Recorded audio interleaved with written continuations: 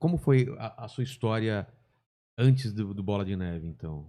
Porque você era, se não me engano, era Eu da... nasci numa igreja, numa família batista. Meus avós vieram da Rússia, da Polônia, da Romênia, no início do século XX, meio que fugindo do comunismo, porque o comunismo estava perseguindo a igreja, perseguindo cristãos, prendendo sacerdotes, padres, rabinos, pastores, mandando para a Sibéria para morrer congelado, para ser torturado. E essa Isso é real notícia é mesmo? real. Eu tenho um pastor que está vivo até hoje, amigão meu, tem 96 anos, ele conta essa história para você com Como detalhes. que era? O comunismo, quando ele foi implantado, desde a Revolução Bolchevique em 1917, ele propagou ateísmo. Então, a religião para o comunista ou para o marxista, a raiz mesmo, ela é o ópio do povo. Eles não veem sentido na fé, não veem sentido naquilo que a gente faz, porque enfraquecia o na poder do visão Estado, deles, o né? Estado é Deus. Ah, Deus é o tá. Estado e as pessoas precisam depender do Estado. Então, eles realmente extirparam a fé da Rússia e depois da União Soviética toda. Todos os países que depois da Segunda Guerra se tornaram comunistas, se tornaram parte da União Soviética, essa perseguição continua acontecendo de forma muito intensa. Você Caramba. chega na Rússia hoje, você percebe que é uma nação assaltada em 70 anos de sua espiritualidade, porque Tem uma você lacuna. tenta falar sobre Jesus, as pessoas não têm ideia de quem seja Jesus. Parece uma coisa impossível, mas eu vivi isso. Você foi pra Eu lá? comecei a conversar com uma ucraniana. A gente tem uma igreja em Moscou, uma igreja em Ah, São é? Petersburgo e uma igreja em Kursk. Caramba. A de Moscou agora com a pandemia recuou um pouco, mas as outras duas continuam. Mas eu fui tentar falar de Jesus para uma ucraniana, ela me olhou com uma cara de espanto. E aí o pastor de lá, que é um brasileiro, médico, que foi para lá para estudar, depois abriu mão de tudo pela sua vocação, para poder cuidar das pessoas e pregar a palavra ali, ele me explicou. Ele falou, eles não entendem Deus, eles não entendem Jesus, eles entendem bem, mal, mas Nem, Jesus para eles aqui cruz, eles não têm ideia do que mas nem seja isso. historicamente eles não entendem da Nem figura. historicamente, Não parece foi um negócio passado. absurdo, mas onde o comunismo entrou, eles foram simplesmente privados dessa informação. Que Então louco. agora, com internet, com quem se interessa e pode pesquisar, ele vai descobrir alguma coisa, mas se essa pessoa também não tiver esse interesse, ela vai passar. Passou batido. Exatamente, apesar da religião oficial na Rússia, depois da queda da Cortina de Ferro, ser restabelecida, que é a religião ortodoxa, os próprios ortodoxos não têm muita noção do que é, aquela coisa mais de tradição. Eu sou ortodoxo por quê? Porque meu avô foi, meu Entendi. bisavô foi, meu tataravô foi, mas eles não se aprofundam, não têm muito entendimento. E os que não têm essa base familiar não têm ideia do que seja. Então, meus avós vieram para cá, começaram uma colônia na Varpa, que é um lugar próximo a Tupã, a Lucélia. Ah, sei. É uma colônia de letos, de russos, de polacos, que fugiram de lá para cá, começaram a vida aqui, e aí eles ajudaram ali, participaram dessa colônia, fundaram igrejas batistas. E eu tive no lado da minha mãe esse lado espiritual. Minha mãe era uma pessoa que lia a Bíblia, ensinava a gente, brigava para a gente ir para a igreja.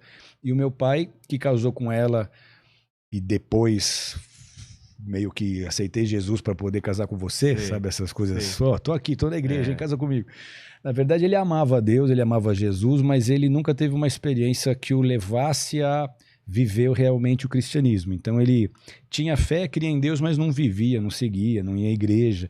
A briga de domingo era ele querer ir para o clube e minha mãe querer ir para a igreja. Ah, A tá. gente cresceu vendo esse lado meio dividido. Então eu tive a chance de ter uma mãe com muita fé, com muita vontade de transmitir a mensagem do cristianismo para gente. Tanto eu quanto as minhas irmãs, a gente cresceu com essa base. E foi isso que me ajudou muito, porque depois na vida adolescente, na vida adulta, quando eu precisava, eu sabia onde correr.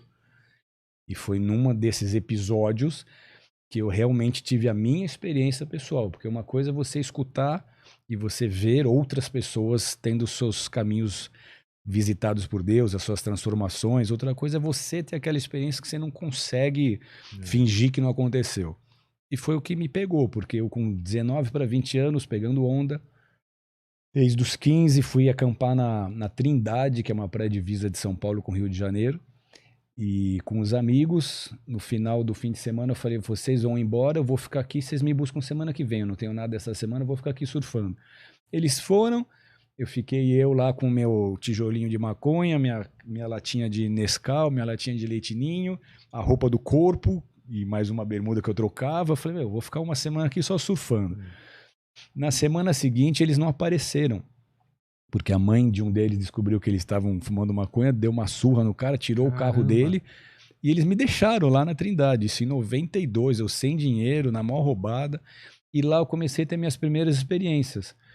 Um dia eu voltando pro meu camping, assim, eu vi um redemoinho e eu vi uma gargalhada alta e uma voz dizendo, eu vou te tragar, eu vou te tragar, eu vou te tragar. Tragar? E eu sabia o que era. Tragar ou estragar? Tragar. Tragar, tipo cigarro. Eu vou te destruir, eu vou te engolir. E eu sabia o que era, eu sabia que era uma coisa espiritual muito ruim, porque eu tinha aquela educação cristã, estudei no Colégio Batista Brasileiro, nas Perdizes, eu aprendi muito sobre isso. Eu sabia que não era uma coisa boa, e eu fiquei assustado com aquilo, porque eu falei, puxa, me deu medo. Eu falei, Deus, se o senhor quer falar comigo, me manda alguém, me dá um sinal. E aí sentou uma moça na barraca do lado, assim, começou a puxar papo, daqui a pouco ela estava falando de Jesus. E ela falou, guarda isso, você vai precisar de Jesus, chame por ele. Chama o nome dele. E aquilo ficou pra mim. Aí um dia eu tô sentado no Caixadaço lá, que é uma praia, olhando o mar, me deu uma fome, porque eu ficava com dinheirinho contado ali, comia um PF, um pão com ovo por dia. Me deu aquela larica, eu falei, nossa Deus, a menina falou que era só pedir que o senhor ia me escutar, eu tô com fome. Mas não deu 3 minutos, o cara subia e falou, ô alemão, comprei um abacaxi aqui pros meus filhos, eles não querem, você não quer pra você? Aí quando eu peguei o abacaxi, eu olhava pro céu, olhava pro abacaxi, eu falava, é assim? Você fala assim? Você já responde? É assim que funciona? É muita coincidência, não é possível. Será que foi isso mesmo? Ele respondeu minha oração assim, automático. Aí no outro dia eu fiz um outro testinho. Eu, na praia também, no Cepilho, falei, Deus, tô com fome, de novo. Ato seguinte, um cara me chama, fala, olha, irmão, tem 2 pêssegos aqui, pega aí. Me jogou 2 pêssegos. Então isso foi me dando uma prova de que, além de existir, ele me escutava e ele se importava. Porque quando eu chamava, ele me supria. O final disso foi que quando eu acordei no sábado e eu vi que os caras não vinham me buscar, eu falei, o que eu vou fazer agora? Eu tô com essa barraca aqui, sem dinheiro. Era uma ladeira que chamava Ladeira do Deus Me Livre. 7 quilômetros que se chovesse ninguém subia nem descia. Se não chovesse ninguém subia nem descia, porque eu ficava todo empoeirado, os carros patinavam. Eu falei, vou ter que subir, não tinha celular para avisar onde eu tava. Eu falei, vou ter que subir, pegar uma carona, ficar vindo de carona do Rio de Janeiro até São Paulo. Eu falei, como é que vai ser? Eu acordei e eu tinha uma avó russa que toda vez que ela me abraçava, ela dava um jeito de citar um versículo no meu ouvido. Ela falava, entrega o teu caminho ao Senhor, confia nele, o resto ele fará. Entrega o teu caminho ao Senhor, confia nele, o resto ele fará. E aquilo ficou. E eu acordei lembrando desse versículo. Eu falei, irmão, então eu já sei quem que eu tenho que procurar. Eu ajoelhei na minha barraca, lá fiz uma oração, falei, de uma frase. Falei, o Senhor é meu pastor, nada vai me faltar. Saí para surfar, quando eu tô saindo, tá entrando um carro no camping que eu tava. Era fora de temporada, os campings todos estavam vazios. Ele podia entrar em qualquer camping, ele entra bem no meu. E entra me pedindo o seguinte, você não sabe quem tem cadeira e barraca para alugar? E as 2 únicas coisas que eu tinha, além do que eu já contei aqui, era cadeira e barraca que os caras tinham esquecido lá e tava dentro da barraca. Eu falei, eu tenho. Aí ele, pô, você me aluga? Não, alugo não, pode usar. Só que se eu não tivesse feito isso por ele, ele nunca faria o que ele fez por mim depois. Eu saí para surfar, quando eu voltei, sem sabendo o que eu ia comer, ele tinha feito um churrasco, uma picanha, uma coquinha gelada já me esperando. Alemão, senta aqui, vamos comer. À noite, o cara era ele mete uma lula refogada, me chama para comer com ele. No outro dia, ele mais a esposa, uma amiga deles, me fazem um café da manhã daqueles de hotel 5 estrelas. E ele fala, vem comer com a gente. E nesse café, eu escutei Deus me dizendo, você vê como é que funciona? Você fez do seu jeito e você está a semana inteira comendo pão com ovo e passando necessidade. Uma oração que você fez, colocando tudo nas minhas mãos, eu estou cuidando de você desse jeito. E é assim que vai ser na sua vida. Se você entregar tudo, eu vou cuidar de você. Eu te amo. Eu quero te mostrar quem eu sou. E isso me transformou. Eu voltei de lá muito tocado. Eu não me converti ainda, mas fui muito tocado ali. Por quê? Porque logo depois era a época de dar trote em bicho na faculdade. Os nossos trotes eram verdadeiros shows. A gente fazia a faculdade inteira ir pro pátio, pintava todo mundo, botava a música da Gretchen, fazia os caras dançar, fazia nego surfar, era tênis voando no telhado, era o show. Falei, cara, não vou ficar aqui, né? Então eu acabei me afastando, esqueci do que eu tinha vivido, voltei a beber, voltei a me drogar. Só que aí foi carnaval de 1992. Eu fui para uma praia deserta com vários amigos, num condomínio fechado, uma casona. E nessa praia eu peguei, nesse carnaval, nessa oportunidade, eu descobri que na Trindade eu havia pego hepatite. E eu com hepatite, bebendo, cheirando, fumando. E isso foi me afetando. Foi me olhando no espelho, eu estava cada vez mais magro, amarelo, esquisito, não sabia o que era. Até que um dia eu fui entrar em Tamambuca para surfar, eu caí sentado na praia, meus amigos viram que era um sério e me levaram na farmácia. Na farmácia me deram uma injeção de glicose. Porque, carnaval, esse maluco, menino tá doidão, bebê, é glicose. E na hora eu fiquei bem, mas depois a glicose atacou meu fígado. Aí eu tô no meu carro, sentado aqui na estrada, um amigo dirigindo, de repente eu fiquei cego, eu com os olhos abertos não enxergava nada, meu corpo travou, só senti um calafrio no corpo inteiro, uma dor no corpo inteiro, meu coração disparou, eu só comecei a ouvir um apito, assim, comecei a apagar, e aí eu vi o redemoinho de novo, ouvi a gargalhada de novo, e a voz falava, eu não falei que ia te estragar, e gargalhava.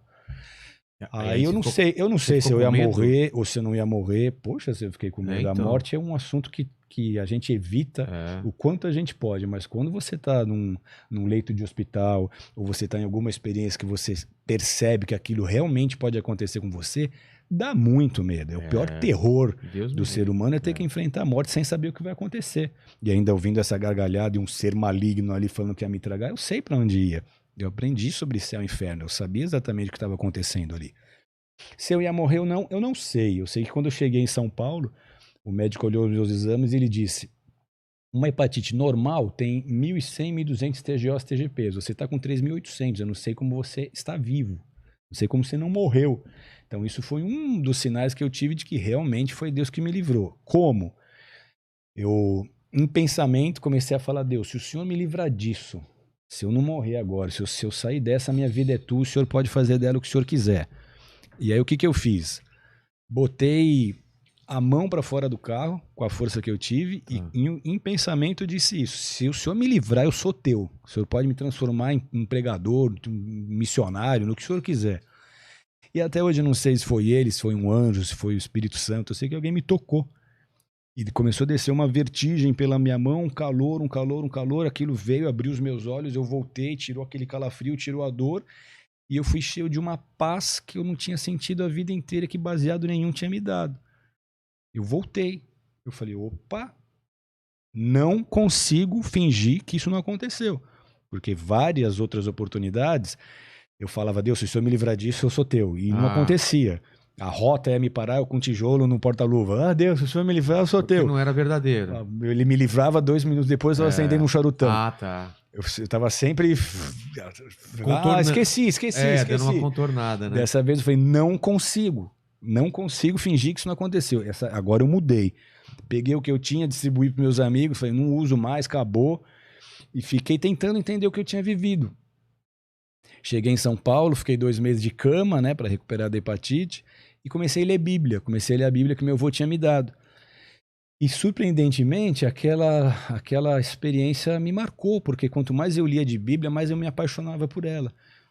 Mas na sua infância você já lia também? Pouco? Muito pouco. Tá. Eu não era ficcionado. Às vezes minha mãe me levava na igreja, então eu amava a Deus, eu orava. Mesmo longe dele, nas roubadas, eu... cheirando lança, indo para Maresias, naquela serra perigosíssima. Meu Deus, me guarda. Então, nunca sofri um acidente porque eu dizia, Jesus, dirige para mim. Então, era o tempo inteiro chamando por ele, mesmo praticando aquilo que era diferente do que ele esperava de mim. Só que dessa vez eu falei, agora acabou. O que tem que fazer? Tem que ir para uma igreja, tem que meter um terno e uma gravata? Acabou. Agora é eu que quero. Eu quero conhecer esse Deus que me tocou e que se revelou para mim de uma forma tão pessoal. É diferente de eu saber que ele existe. Eu tive uma prova aqui de que ele é comigo, que eu quero conhecê-lo. Fiquei lendo Bíblia, aquilo foi muito importante para mim, porque você lia textos, ou eu lia textos, que eu dizia, como é que isso foi escrito há milênios e está fazendo tanto sentido para mim agora? A sensação que eu tinha é que eu estava num diálogo com Deus, que as minhas questões ele respondia com a própria palavra. Aí eu sarei da hepatite. Naquele ano eu realmente me converti. Demorou um pouquinho ainda, foi um processo. Mas eu realmente me converti e eu entendi que a minha missão na Terra era poder compartilhar aquilo e mostrar o Deus lindo, maravilhoso, que criou as praias, que criou as cachoeiras, que criou as montanhas, que criou o mundo. Esse Deus que é bom, a minha missão era mostrar para os meus amigos e para a minha geração que ele era bom. Porque quando alguém queria se espiritualizar lá na década de 80, 90, o cristianismo era a última opção. O cara podia virar budista, espírita, o que for. Mas crente, havia um preconceito absurdo. Então as pessoas nunca iam querer saber de estar em igreja. Eu falei, o que eu preciso fazer? Porque o que eu vivi ali, eu falei, essa experiência que eu estou tendo, eu sei que é tudo o que eles querem. Essa paz, essa alegria, esse amor, essa vida que está saindo de mim aqui, é tudo que eu sei que eles querem. Eu só preciso arrumar um jeito de fazer uma ponte e de construir um acesso para que eles possam passar por cima desses preconceitos, desses bloqueios mentais e tenham as suas experiências como eu também estou tendo. Foi aí que nasceu o Bola. Da necessidade de eu poder compartilhar aquilo com um público que não estava nem um pouco interessado em religião ou em espiritualidade. Mas